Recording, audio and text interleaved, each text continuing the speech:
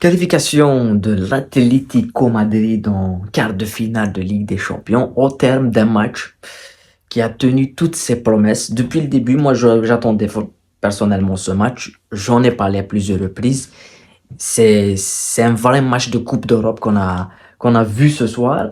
Une qualification sur ce match-là est méritée pour l'Atlético. Sur les deux matchs, je pense pas, puisque au match aller, ils ont disparu, mais l'Inter a dû payer un petit peu son manque de réalisme à l'aller.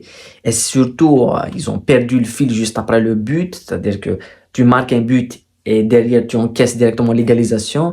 C'était aussi une mauvaise chose, mais on a vécu une soirée de Coupe d'Europe assez exceptionnelle. Donc on va débriefer ce match. Et on va dire beaucoup de choses sur cette rencontre. Donc avant de commencer, n'oubliez pas de liker, de vous abonner à la chaîne. On va vivre aussi, on va débriefer le tirage au sort qui se fera, je sais pas si c'est demain ou si c'est après-demain. Mais en tous les cas, moi qui est fan interiste, je suis extrêmement dégoûté parce que c'est le pire scénario possible pour l'Inter qui, sur les deux matchs, est supérieur à l'Atlético Madrid en termes de niveau, en termes techniques, en termes tactiques. Mais c'est pas suffisant dans le football. Le football, c'est que les matchs doivent se jouer. L'Atlético Madrid a eu beaucoup plus de cœur que l'Inter. Et ils ont eu envie d'avoir beaucoup plus on va dire, de puissance. On va pas dire que c'est un problème tactique, puisque même en deuxième mi-temps, en prolongation aussi, en deuxième mi-temps surtout, l'Inter a eu des occasions de tuer le match. A eu des occasions de tuer le match, l'occasion de Marcus Thuram, l'occasion de Barella. Mais il y a un manque de réalisme qui était au match aller et qu'on a vu sur ce match. Il a tué un petit peu cette équipe interiste. J'aurais voulu parler du rôle de tactique donné pour Di Marco, le buteur, par Inzaghi. Ça prouve un petit peu le génie tactique d'Inzaghi. Mais ce soir, il est tombé face à un sacré adversaire. Même au match aller, on a parlé sur ce match que ça devait être une bataille tactique. C'était le cas. Voilà, c'était vraiment une bataille tactique. Les changements de Simeone, de Diego Simeone ont apporté leur fruit. La rentrée de Lautaro, il est buteur. Riquelme, il a fait des choses. Correa, il était présent. Donc c'est vraiment un match abouti tactiquement et dans l'envie, dans la détermination et dans le scénario et la lecture pour Diego Simeone. Après, dans l'autre côté, c'est quand même l'inverse. L'Atlético, l'Inter qui rentre bien dans le match, qui marque le premier but, tu te dis, là, ils vont mener. Juste après, il y a un but qui est encaissé. Moi, je pense qu'il y a hors-jeu sur le but. Après, il faut partir sur le début de l'action, pas Griezmann. Griezmann n'est pas hors-jeu. Mais Morata, puisqu'il y a un centre au départ de l'action et Morata est de retour de hors-jeu, ça n'a pas été checké, je ne sais pas pourquoi, mais bon, ça c'est autre chose. Donc il y a ce but qui remet directement le score à presque à 0-0 dans ce match-là, et donc qui remet l'Atlético dans son match.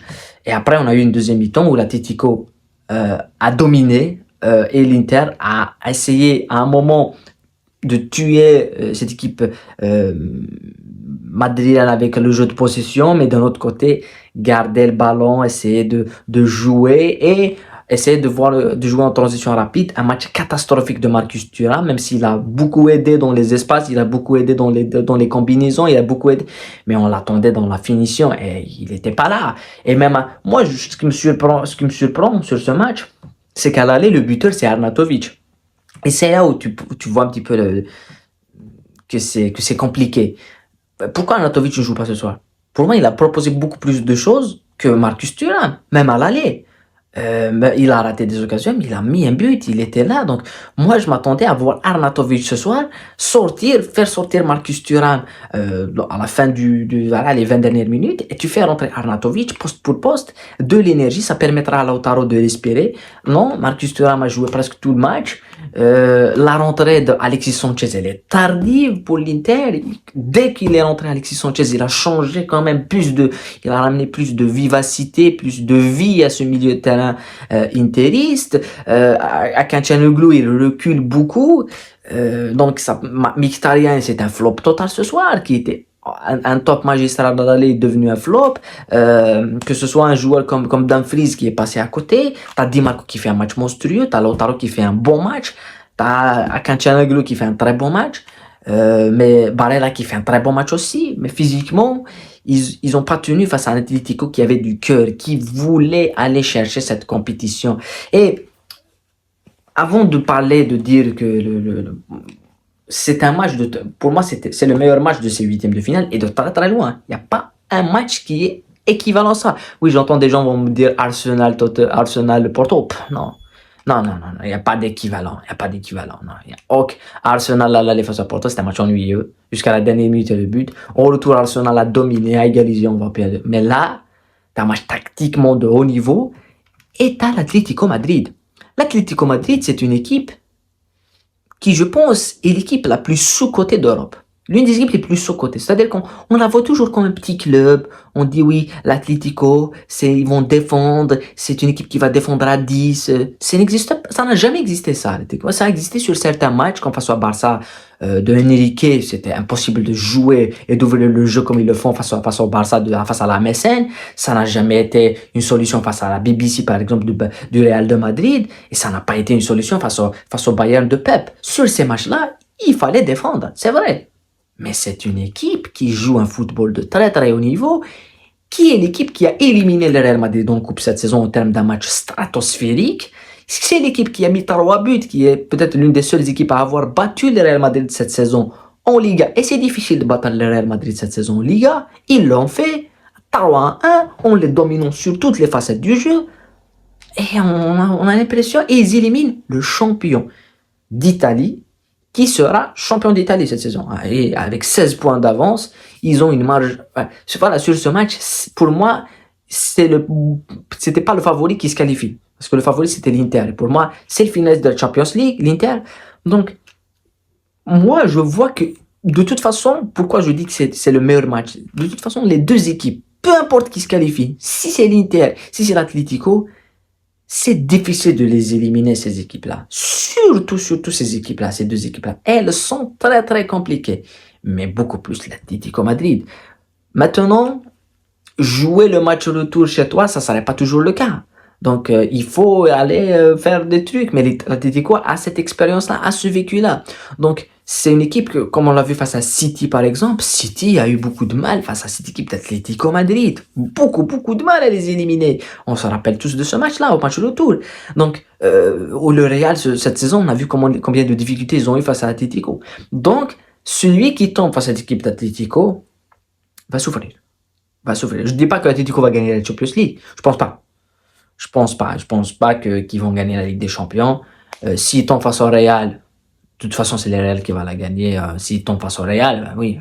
Dans un match à élimination directe, on va dire une finale et tout, le Real va gagner parce qu'ils ont beaucoup plus d'expérience. Pour eux, c'est plus facile de jouer une finale. Pour l'Atlético, ils vont se faire dessus. Ça c'est vrai. Mais si c'est à aller-retour, oui, le Real peut les éliminer parce qu'ils ont l'ascendant psychologique sur eux et dans les confrontations directes, le Real a toujours battu l'Atlético. Mais City, Bayern, Barça, PSG, qui d'autre? On a eu la qualification de Dortmund. Qui d'autre? Personne. Personne ne fait peur à cet Atlético Madrid. Ils n'ont pas peur. Je dis la seule équipe, même le Real Madrid, je dis historiquement le Real Madrid a un ascendant psychologique, mais cette saison, 2 défaites du Real Madrid et avec l'art et la manière. Au match de coupe, le Real a fait un très grand match, mais en championnat, ils sont passés à côté. La seule fois où ils les ont battus, c'est en Supercoupe et on a vu le match en Supercoupe. On a vu ce match en Supercoupe. 5-3, mais c'était du 4-3, c'est un match dans tous les sens. Voilà. Donc, je suis déçu parce que l'Inter est éliminé. Moi, moi, je suis un nostalgique des Italiens et ne plus avoir la Juve d'Alessandro Del Piero, ne plus voir le Milan de Maldini. Il reste un petit peu cet Inter-là qui porte un petit peu le football italien. Les autres n'y arrivent plus. La Juve n'y arrive plus. Il y a des gens qui oublient la Juve. Hein. Ils oublient même qu'elle joue. Et oui, donc ça va être difficile, mais je pense que la saison prochaine, elle va revenir. Le football italien était assez bien la saison passée parce qu'ils ont fait 3 finales. la Viola, la Roma et l'Inter. Les autres peuvent aussi conquérir l'Europa League ou la Conference League, mais cette élimination de l'Inter fera du mal au football italien. Voilà. Et, euh, et moi, voilà, c'est beaucoup d'Espagnols, beaucoup d'Anglais. Bah, ce qui va nous enlever ce charme-là, parce que l'Inter et les équipes italiennes apportent ce charme de Coupe d'Europe que l'on parle. Oui, que les Anglais ils ont ça, les Espagnols ils ont ça, mais il faut pas quatre cinq Espagnols en demi-finale ou en finale, oui. Des fois, voilà. Après, les Français, PSG, ça n'a jamais été dans l'histoire de la Champions League. Voilà. Donc, ils apportent rien du tout. Oui, ils vont apporter quelque chose, mais donc, on parle de nostalgie, d'histoire. Oui, le PSG a gagné la Coupe des Coupes. Ben, la Coupe des Coupes, une compétition qui n'existe plus, avec Denisot et tout. Mais on parle de Champions League. Oui, il y a des clubs qui... Liverpool n'est pas là, Chelsea n'est pas là, on se rappelle tous de l'épopée anglaise. Il y a City qui sera là, il y a le Barça, il y a le Real, il y a l'Atlético, Tarwa, espagnol, il y a le Bayern, il y a Dortmund, voilà. Il n'y a pas d'Italien, donc dans ces huitièmes, ça aurait ramené quelque chose. Donc voilà, c'est tout ce que je voulais dire. J'aurais voulu parler encore plus de ce match, mais le scénario est fou. Et le fait qu'il n'y a pas le but à l'extérieur aujourd'hui nous a permis de voir ça. S'il y avait le but à l'extérieur, au moment où l'Inter marque, c'est terminé. Hein. Il faut que l'Atlético marque 2 fois, marque 3 fois. Voilà, il faut que l'Atlético gagne 3-1 pour se qualifier. Donc le 2-1, ça nous a permis d'aller au tir au but.